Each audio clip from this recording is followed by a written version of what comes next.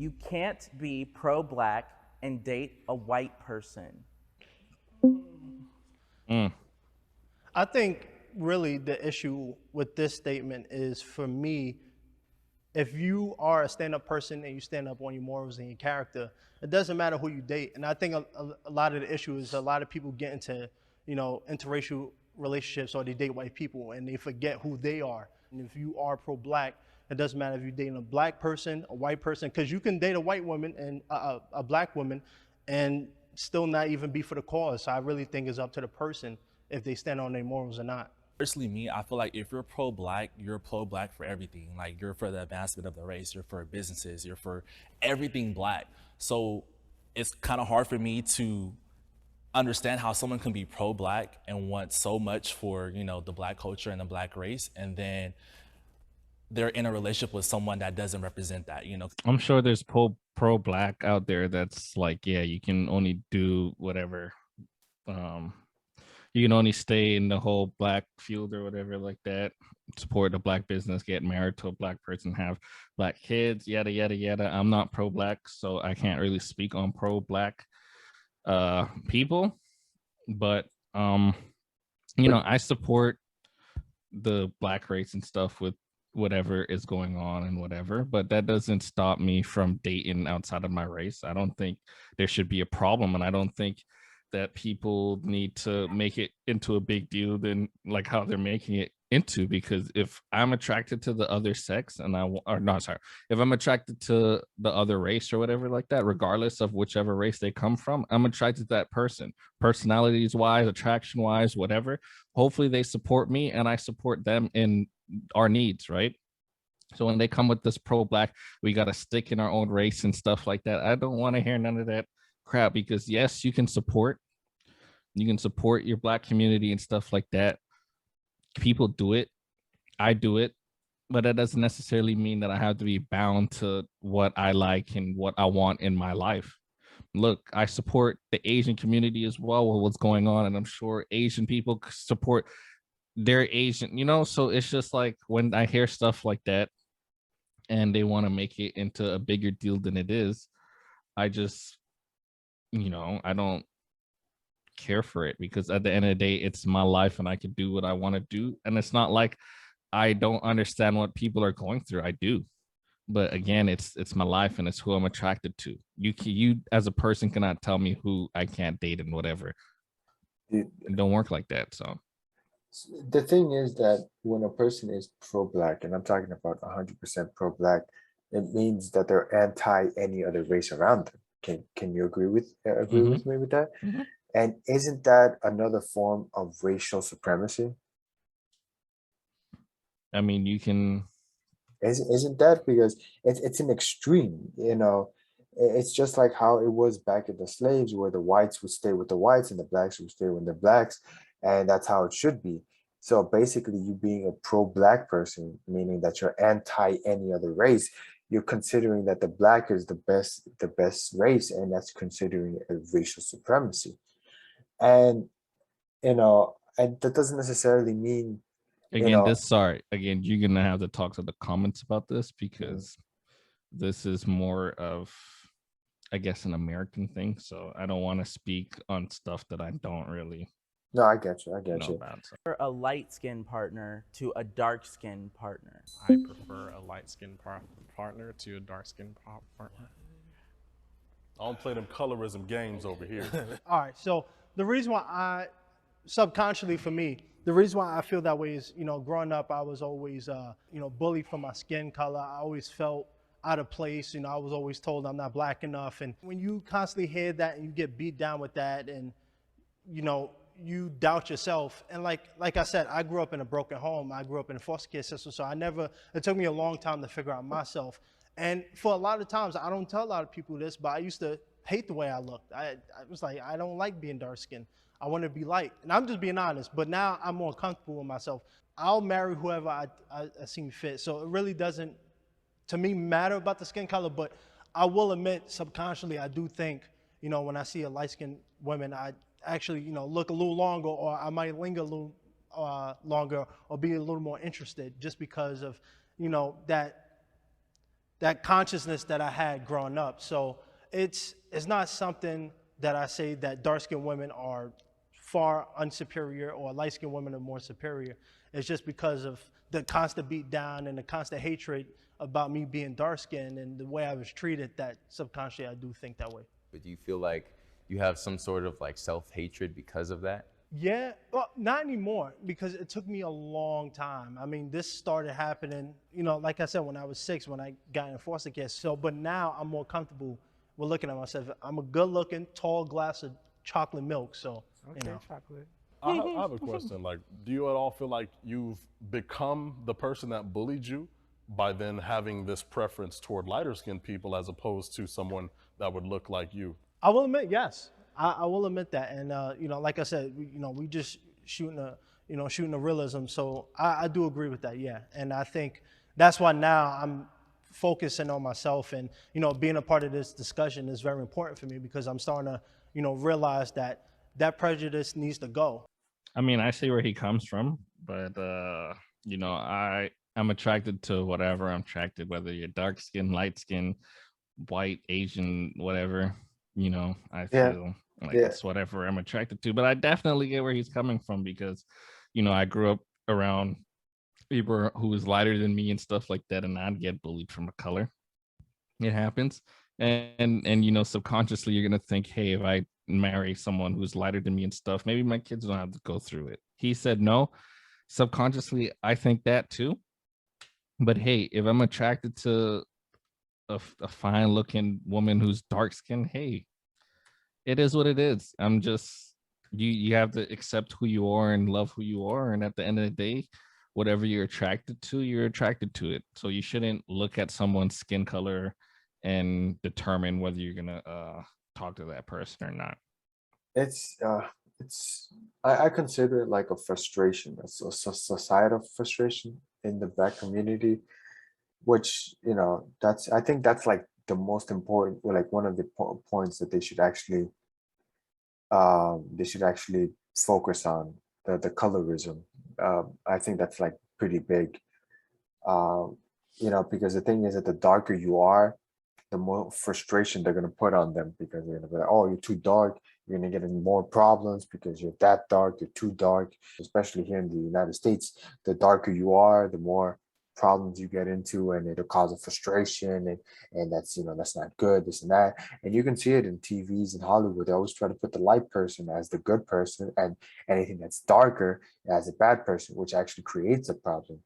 And you know, in the community, they should, instead of, you know, not only support the light skinned people but also the dark skinned people, and see them as both equal, instead of just putting frustration on the dark ones, as, you know, they're the ones that are going to get the most problem, because they look like the ones that are the most black, so they're getting into more problems. And that's what they try to consider into a, Yeah, into a I situation. think I think Tupac said it the best. You know, the blacker the berry, the sweeter the juice in some circumstances. Mhm.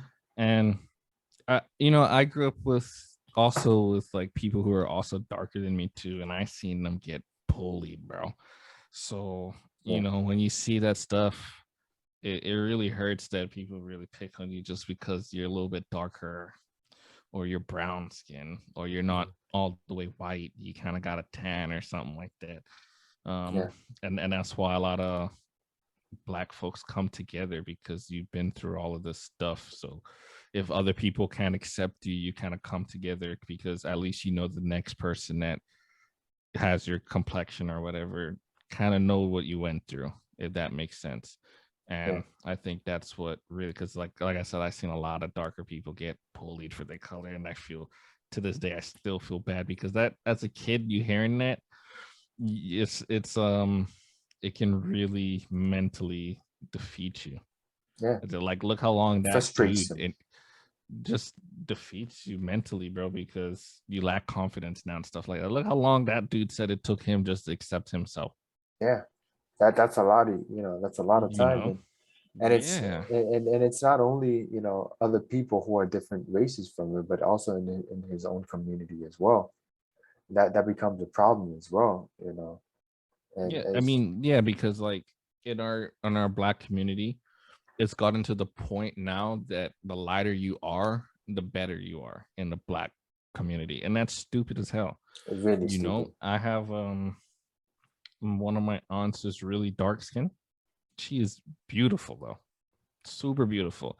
Her son is dark skinned, handsome, handsome boy, and I have to tell him that because people try to pick on him for it and stuff like that. But bro, you have to understand from young whether, and if you see stuff going on, you have to tell these kids from young that no, you are handsome, you belong, and you just have to make sure they don't ever have to go through what you had to go through, because like the stuff I had to go through and the stuff my friends that are darker skin had to go through, I would never want my kids or my cousins who are younger than me to ever have to go through that stuff. Yeah. You can protect them ever so long, and they're gonna have to witness some stuff. I understand that, but when they're older, they're gonna have to, because when they're young, you can break a kid like that, honestly. So that's No, what I gotta definitely. say to that.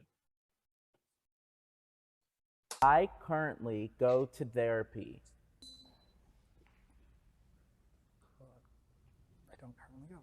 Me, my girlfriend's my therapist, but she don't like that. So I'm thinking about going fairly soon just to speak my mind, because I feel like there's a lot of things that, everything's cool up front, but everyone has like something that's just like digging at them somewhat internally that, may hinder them in some sort of way, and I feel like, if you have that type of feeling, like you should go. Yeah, therapy can be going to the beach or like going out to eat or doing something that relaxes you. So Physical therapy, going to the Hold gym. on, hold on. we have to be able to draw a line. I know what I'm saying. It's open to interpretation. I'm here Well, because yeah. I took it as like sitting in front of a therapist, someone licensed to do this. Do I do that? No. Do I find other avenues to relieve stress or whatever? Yes. But you clear. can't mix up self-care with therapy. Okay, It's maybe that's what two I'm different doing. things. Yeah, I've been in therapy for quite some time, personal therapy, just for myself, just issues that I have internally that I speak with someone with on a professional level. I recommend therapy. Therapy is literally the best thing you could possibly do. So what do you think about that? I think therapy is a fantastic thing.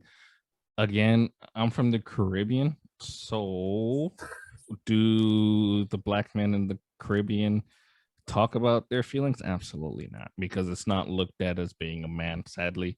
So I, as you know, I don't talk about my feelings and I don't express myself in any kind of way when it comes to what I'm going through. I would like to go to therapy. I've mentioned it, and one day I will, because I think it's great.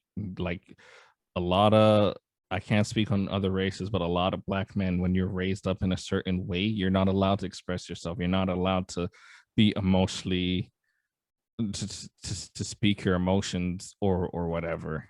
You're not looked at as a man when you do that stuff, because you're supposed to hold everything in and be the leader of the house or whatever. That's what was taught to me. But now that I'm older and I have these discussions with my parents and stuff, they understand.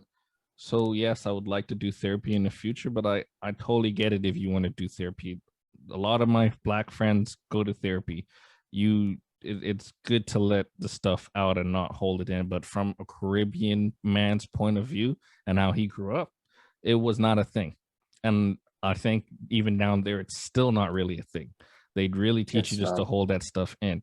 So America is really great when it comes to discussing stuff like this. But in the Caribbean, I promise you, therapy, they're not talking about that stuff. They're still teaching you to hold your emotions in. And that's why a lot of them, like they said, is really angry or do all these stuff because they just don't have anybody to talk to.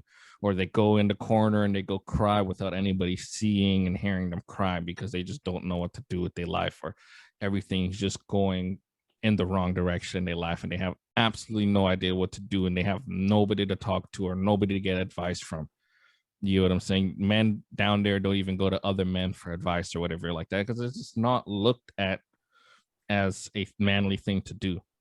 I don't know how the Black Americans do it or the African American people, but I could just speak on from what I see in the Caribbean, and that's kind of like how that is down there. I felt that. So I was just like, if you want to go to therapy because you want to go to therapy, it doesn't matter yeah, go take therapy, but not because of your color, not because the racial issues or nothing like that. You go to therapy so you can feel better, you can have a good therapy session, and you can actually release all that emotion. You can actually make yourself They better. asked it because a lot of black people, it's talked down on to go to therapy. So I got the question as like, hey, as a black man, do you guys do therapy? Because we know that is not really a thing that's expressed. Like you go to a black parents, Mhm. and you say you need to talk about issues that you're going. I guarantee a lot of them are gonna be like, "What is you depressed for? That's You better true. go depress them dishes. You better go, stuff like that." So it's like in a black household, therapy is not a common thing, and plus they're not willing to pay for therapy for their kids either. True. That's Yes, true. going Yeah, through I stuff know like that. that. Yeah, I know. I know. So when they ask the question, I understand where they're coming from. I don't think it's a race thing at all or whatever like that, because I guarantee you, back when I was in high school, or I didn't have middle school down there, but I have to say high school, I could not go to my grandparents and say, "Hey, grandma, hey, grandpa, I need to go to therapy. What is you depressed for? Why do you have anxiety? Why are you feeling this? You know what I had to go through back in my day and stuff like that." So it's stuff like that that's Yeah. why I understand. My father was present in my life. Not to jump into this one, like I absolutely love my dad. I'm even getting a little emotional thinking about my dad.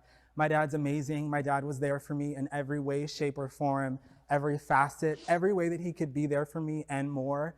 He was there for me. He was there to pick me up from school. He was there at my soccer games, my track meets. He was my coach for soccer one year. My dad taught me everything that I know almost. He is who I model my personality after. He is who I aspire to be. I don't think I could have had a better father. It's almost why I'm discouraged to have kids, because I feel the pressure to live up to the example that he set for me. So he was there, still is. I said somewhat disagree because I ended up being put in foster care when I was 6 years old with a couple of my younger brothers, and I remember I don't remember what my dad looks like, but I do remember he passed away when I was around 7 or 8. So I can't really fault him for that. But my mom, she was widowed, so she lost her husband, and she decided to take care of us. And I don't think my life would be any different. I don't regret not having a dad, but sometimes I do wonder, secretly, what life would have been like if I had that fatherly figure in my life. And I think that's another stereotype that, black men don't have their fathers in their life. And it's good to see, a lot of y'all over there. For me, my dad was not as present as he could have been. He's a typical older Belizean dude. Their culture is just very different from American culture. It's very passive aggressive. I remember times being young and I would question my mom all the time, like, hey, like, why is he not around? Why is he not there? And, she did the best she could as a single mother.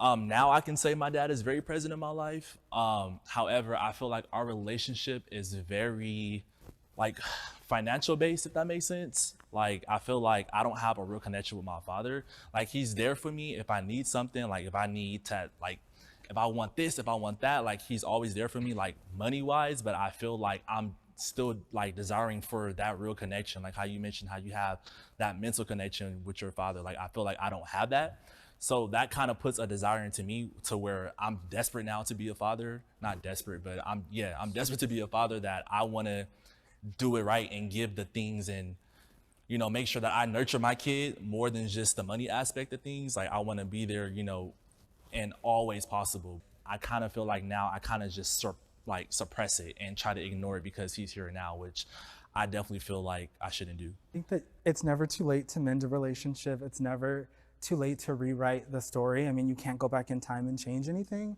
but you can definitely mend the relationship. Because although I have a good relationship with my father, relationships are constant maintenance and they're work. And I know that parents can be toxic too. They can break your heart more than anyone else can. I'm not saying that your dad did. But maybe you should start today. Give him a call, invite him out for a coffee, start somewhere. Father's Day coming up, dog. You know what I'm saying? And that is